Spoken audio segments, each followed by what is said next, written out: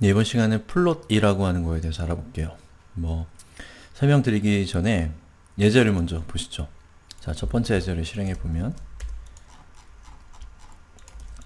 이렇게 생겼습니다. 보시면, 자, 단락이 두 개가 있죠. 문제는 이렇다로 시작하는 단락과 한때 이 땅 위엔으로 시작되는 단락이 있습니다. 그리고 그 단락과 단락 사이에 생활 코딩이라고 하는 이미지가 있는데 이 이미지는 오른쪽에 붙어 있죠.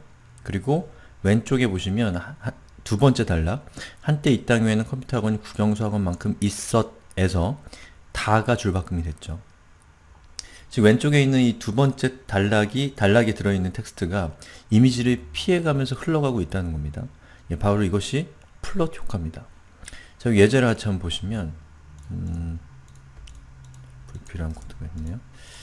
자, 여기 보시면 어떻게 되어 있냐면, 자, p 태그가 나옵니다. p 태그는 단락에 대한 태그죠. 그리고 클래스명으로 adder가 적혀 있습니다. adder는 위쪽에서 css로 보도 값이 4픽셀에 그린으로 지정이 되어 있습니다. 바로 이 부분이죠. 그 다음에 img 태그가 나오는데요. 이 img 태그는 바로 이 생활 코딩이라고 하는 로고가 찍혀있는 이미지입니다. 그리고 이 로고에는 클래스명이 있는데 클래스명으로 me가 지정되어 있습니다. 자, 이 me라는 클래스를 위쪽에서 어떻게 쓰고 있나요? 플롯에 write라고 속성을 지정하고 있죠. 그래서 이제 이 img 태그가 플롯이라는 속성을 갖게 된 겁니다. 요건 조금 이따가 다시 보고요. 다시 p 태그가 나오는데요. 이 p 태그의 클래스명으로 adder를 지정했습니다. 앞서서 말씀드린 것처럼 adder는 테두리가 녹색인 보더라고 말씀드렸습니다. 자, 그래서 첫 번째 p 태그와 두 번째 p 태그가 이렇게 있고 그 중간에 img 태그가 있는 겁니다. 그리고 이 img 태그에다가 플롯을 지정하게 되면 요렇게 레이아웃이 표시가 되는데, 만약에 제가 플롯이 없다고 했을 때 어떤 모양이 되는지를 보여드릴게요. 이렇게 됩니다. 이미지는 블록 레벨 엘리먼트이기 때문에 한 라인에 하나의 엘리먼트밖에 표현이 안됩니다. p 태그도 마찬가지죠. 그래서 p 태그는 이렇게 하나가 표시가 되고 있고 img 태그도 한 라인에 이미지 하나가 표시가 되고 있는 거죠. 그리고 두 번째 p 태그도 마찬가지죠. 이 상태에서 제가 플롯 값을 지정하게 되면 자, 첫 번째 p 태그는 아직 p 태그는 img 태그 이전에 나왔기 때문에 그냥 자기가 원래 표시되어야 되는 대로 표시가 됩니다. 그 다음에 img 태그가 플롯 속성이 지정이 됐기 때문에 플롯 속성으로 write가 지정이 되었기 때문에 이 img 태그는 오른쪽에 붙게 됩니다. 그 다음에 p 태그가 나오는데 이 p 태그는 그 위에 있는 img 태그가 플롯 속성을 가지고 있기 때문에 그 img 태그의 위치를 무시하고 img 태그와 같이 같은 라인에서 표시가 됩니다. 그런데 이 요소 중에 텍스트와 같은 요소들은 이 이미지 태그를 피해서 흘러가도록 이렇게 표시가 되는 거죠. 자, 그럼 여기 플롯이라고 적혀있는 부분이 right인데 right는 오른쪽이라는 뜻이잖아요. 그럼 저거를 왼쪽으로 한번 바꿔볼게요. left로. 그럼 이렇게 됩니다. 왼쪽으로 붙었죠. 이게 바로 플롯이라고 하는 기능입니다. 원래 플롯은 지금 보시는 것처럼 이 편집 디자인 같은 것들을 할 때, 책 같은 데 들어가는 것들이요. 그럼 편집 디자인을 할 때 사파 같은 것들을 삽입을 하죠. 그때 사파를 삽입하면 왼쪽이나 오른쪽에 삽입이 되고 그 나머지 여백 부분으로 텍스트가 흘러가도록 편집을 하는데, 바로 그런 용도를 위해서 고안된 것이 바로 플롯입니다. 아시겠죠? 이번엔 플롯을 이용해서 레이아웃을 만든 예제를 살펴볼게요. 플롯은 그 레이아웃이라는 뭐냐면 어떤 웹페이지나 어떤 문서 같은 것이 있으면 정보의 성격에 따라서 화면을 구분하는 경우가 있죠. 이를테면 이 생활코딩 홈페이지 같은 경우는 왼쪽은 챕터고 오른쪽은 컨텐츠인데 이 두 가지의 사이에 구분되어 있는 이렇게 구획들이 나눠져 있죠. 바로 이러한 구분을 하는 행위를 레이아웃이라고 합니다. 이 예제를 제가 붙여넣기를 해서 카피해서 붙여넣기를 해볼게요. 이렇게 생겼어요. 자, 이 예제에서 레이아웃은 붉은색 박스는 왼쪽, 그리고 녹색 박스는 오른쪽에 있고, 그리고 푸터가 있는데 이 푸터는 내비게이션과 콘텐트 중에 높이가 더 높은 것 이후에 나오는 그 부분입니다. 그래서 이런 디자인의 레이아웃을 만들기 위해서 어떻게 코딩을 해야 하는지 설명을 드릴게요.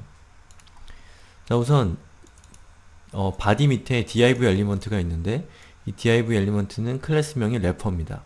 래퍼는 여기서부터 여기까지를 전체적으로 감싸고 있는 그런 클래스고요. div고요. 이 부분은 뒤에서 설명을 드릴게요. 자, 그 다음에 div 엘리먼트가 또 나오는데 이 엘리먼트는 클래스명이 내비게이션입니다. 내비게이션이라는 클래스는 위쪽에서 내비게이션이라는 셀렉터로 플롯이 레프트로 지정이 되어 있어요. 그래서 이 부분이 바로 지금 보고 있는 부분인데요. 플롯이 레프트이기 때문에 왼쪽에 붙은 겁니다. 그리고 폭이 100픽셀로 지정이 되어 있고 백그라운드 컬러가 붉은색이고 컬러가 흰색이라서 폰트가 흰색이죠. 자, 그 다음에 나오는 엘리먼트는 div 엘리먼트인데 이 엘리먼트의 클래스는 컨텐트예요. 그리고 컨텐트는 위쪽에서 어떻게 정의되어 있냐면 플롯이 right로 정의되어 있어요. 그래서 이 엘리먼트는 플롯이 right로 지정이 되어서 오른쪽에 붙게 되는 거죠. 그리고 width가 300픽셀이고 백그라운드 컬러가 그린이고 폰트 컬러가 흰색이에요. 아시겠죠? 자, 그럼 한번 보시죠. 뭘 보냐면 여기 있는 div 엘리먼트 그 래퍼라고 하는 엘리먼트가 있는데요. 보시면 내비게이션이라는 클래스와 컨텐트라는 클래스 두 가지를 다 감싸고 있는 엘리먼트예요. 예. 그게 래퍼고요. 이 래퍼라는 클래스에는 현재 폭이 400픽셀로 지정이 되어 있는데 만약에 래퍼를 지정을 하지 않으면 어떻게 되는지 한번 보죠. 이렇게 중간이 떨어지게 되죠. 즉 왼쪽에 있는 이 붉은색 박스는 100픽셀이고 오른쪽에 있는 거는 300픽셀인데 100픽셀과 300 내비게이션은 왼쪽에 붙고 컨텐트는 오른쪽에 붙기 때문에 이 두 개의 엘리먼트를 감싸주는 더 큰 엘리먼트가 존재하지 않으면 두 개의 엘리먼트는 이 엘리먼트들이 위치하고 있는 부모, 그러니까 바디죠. 바디의 크기만큼 벌어지기 때문에 중간에 이런 여백이 생긴다는 거죠. 그래서 래퍼라는 걸 둬서 래퍼에다가 정확하게 그 폭의 값을 넓이를 지정을 하게 되면 그러면 이제 중간에 생기는 여백이 없어지는 거죠. 이해하시나요? 자, 그러면 이번에는 뭐 실험을 좀 해볼까요? 여기 내비게이션이 100픽셀이고 컨텐트가 300픽셀인데 만약 컨텐트에다가 301픽셀을 주면 어떻게 되는지를 한번 볼까요? 이렇게 됩니다. 왜 그럴까요? 요 첫 번째 엘리먼트 붉은색은 100픽셀, 녹색은 301픽셀이면 401픽셀이죠. 그리고 두 개 엘리먼트를 감싸는 래퍼라는 클래스는 폭이 400픽셀로 지정이 되어 있습니다. 그래서 이 래퍼 안쪽에 있는 두 개의 자식 엘리먼트를 합치면 401픽셀이기 때문에 넘치죠. 그렇게 되면 두 엘리먼트 중에 뒤쪽에 나오는 게 줄바꿈이 되면서 이렇게 보시는 것처럼 두 개의 그 간격이 어긋나게 됩니다. 자, 간격이 어긋난다는 표현에 대해서 정확하게 설명드리기 위해서 제가 컨텐트 부분을 301픽셀에서 400픽셀로 바꿔볼게요. 어떻게 되나요? 이러면 안되겠군요. 자, 350픽셀로 바꿔볼게요. 이렇게 되면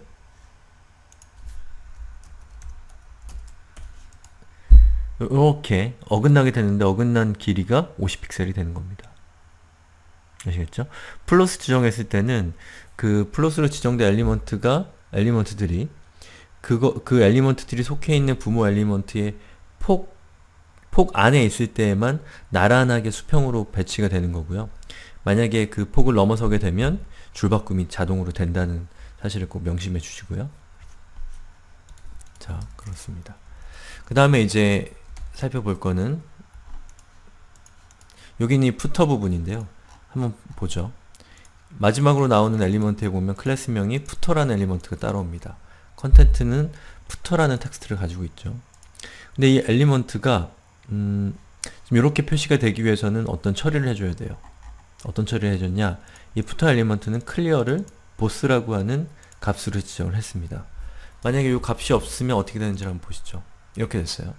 이렇게 되면 내비게이션 뒤에 푸터가 따라오죠. 그리고 컨텐트는 푸터를 오버랩 시켜서 푸터가 가려지게 됩니다. 이게 우리가 일반적으로 원하는 솔루션이 아니죠. 그래서 보스라는 값을 주게 되면 앞서서 어떤 엘리먼트가 예를 들면 여기에 있는 요 내비게이션 엘리먼트나 컨텐트 엘리먼트가 플롯 값이 지정이 되어 있을 때 그 뒤에 따라오는 엘리먼트에 이 클리어라고 하는 속성을 주게 되면 그 그 전에 있었던 엘리먼트들의 플롯 값을 무시하도록 하는 겁니다. 자, 그러면 여기 보스라고 적혀 있는 부분을 제가 다른 값으로 바꿔볼게요. left로 하면 어떻게 되나요? 변화가 없죠. 근데 이거를 right로 하면 이렇게 됩니다. 그리고 보스로 하면 또 이렇게 돼요. 자, 좀 헷갈리시죠? left로 한 다음에 제가 여기에 있는 요 내비게이션 클래스 있죠?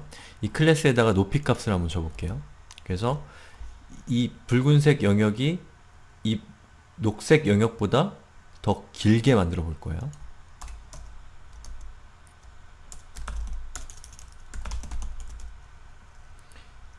(500픽셀이라고 주면 될까요? 그럼 이렇게 되죠. 너무 화면을 넘어서 버리네요. 자, 400픽셀만 하시죠. 300. 자, 이렇게 됩니다.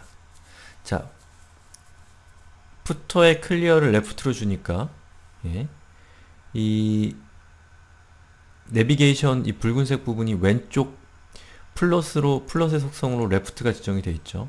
레프트가 지정되어 있는 엘리먼트가 끝나는 지점에 위치하게 되는 겁니다. 클리어가. 그리고 만약에 클리어 값을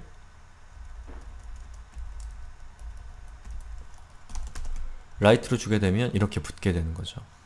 그리고 이 컨텐트 부분의 높이를 이 내비게이션에 있는 300픽셀의 높이를 없애버리면 자연스럽게 푸터가 컨텐트가 끝나는 지점에서부터 표시가 됩니다.